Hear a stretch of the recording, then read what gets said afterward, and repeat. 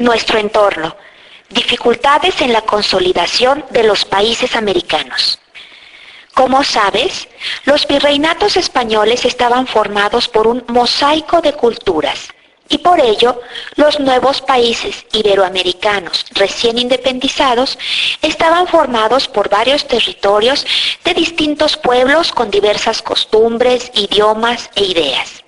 Si bien esto significaba una enorme riqueza cultural, sí representaba un problema para lograr un país o una nación unificada. Además, debido a sus condiciones geográficas, muchas poblaciones se encontraban separadas por ríos y montañas. Era difícil transitar por los caminos, y estas circunstancias dificultaban la comunicación y la convivencia entre los habitantes de las diversas regiones. Seguían existiendo además barreras raciales muy poderosas.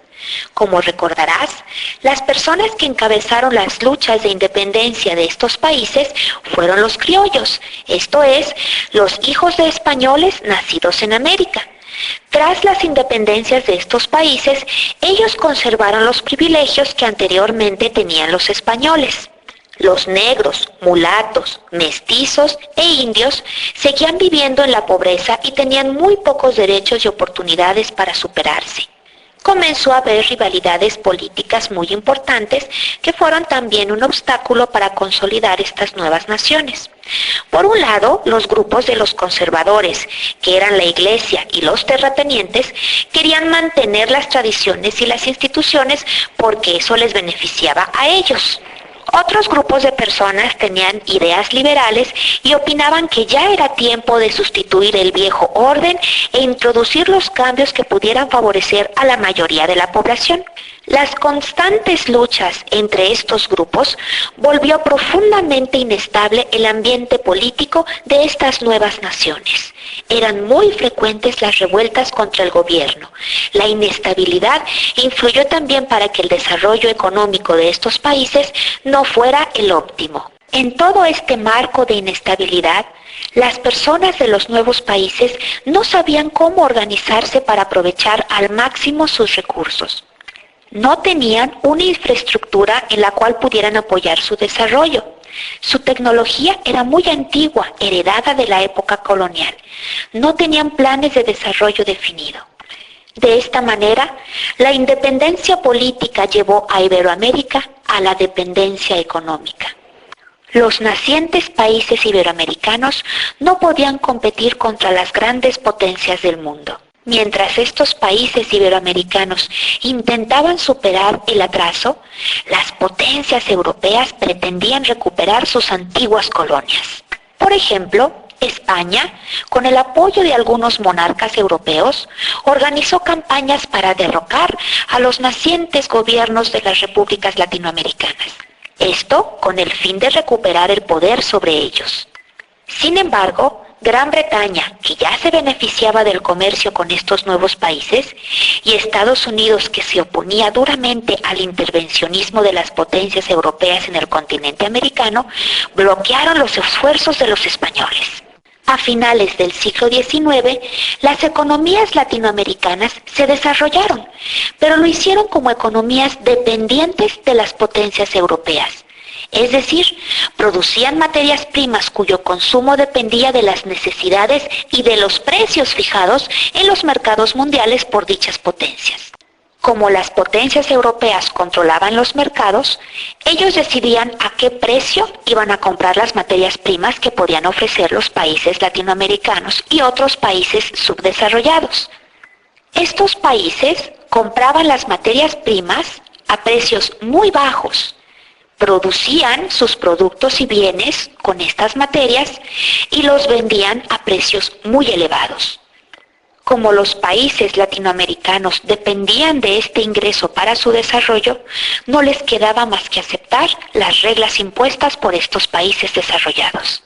Los países latinoamericanos no podían ser productores porque no tenían la infraestructura necesaria para hacerlo. Para modernizarse, requerían invertir grandes recursos en la construcción de caminos y ferrocarriles, la industria, la agricultura, los puertos y la urbanización.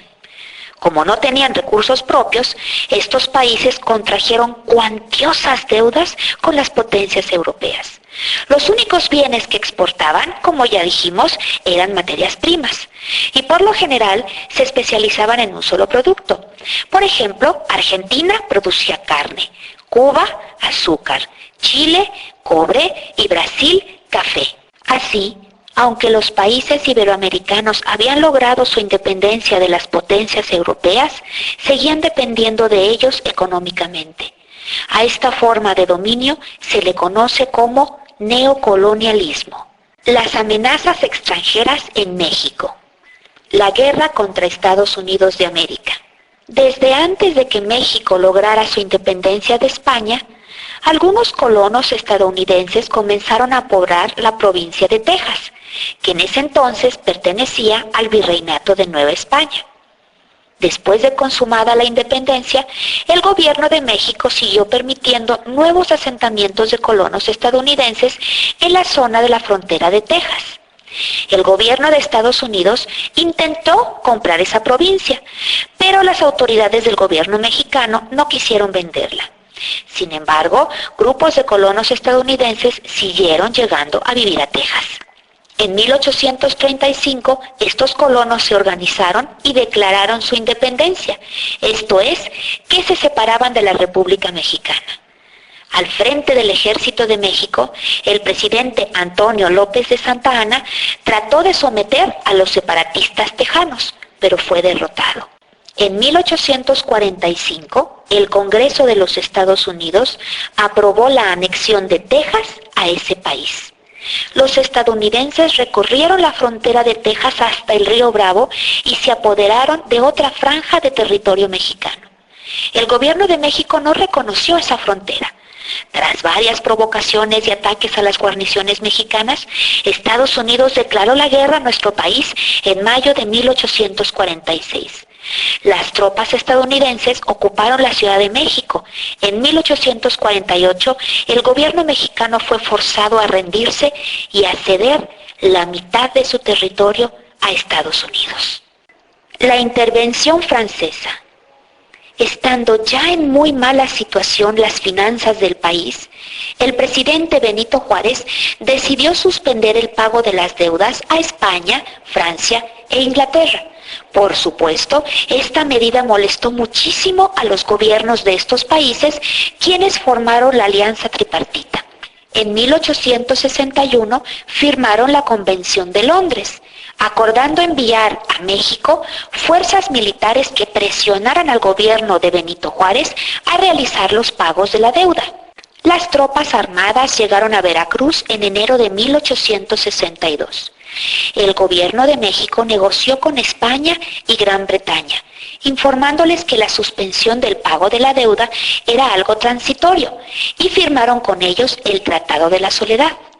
Sin embargo, las tropas francesas no se retiraron, ya que Napoleón III tenía intenciones de instaurar una monarquía en México.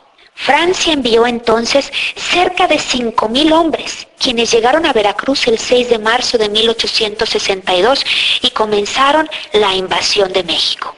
Napoleón III, emperador de Francia, impuso a Maximiliano de Habsburgo, archiduque de Austria-Hungría, como emperador de México. El presidente Benito Juárez, ante esta situación, dejó la Ciudad de México y se trasladó al norte, desde donde organizó y dirigió la resistencia. El imperio de Maximiliano duró poco tiempo.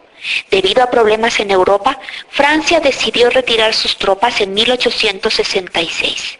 Tras perder el apoyo del gobierno imperial de Francia, Maximiliano fue derrotado y fusilado en Querétaro en 1866. Se dice que su esposa, la emperatriz Carlota, regresó a Europa y, volviéndose loca, fue recluida en el castillo de Miramar hasta el fin de sus días.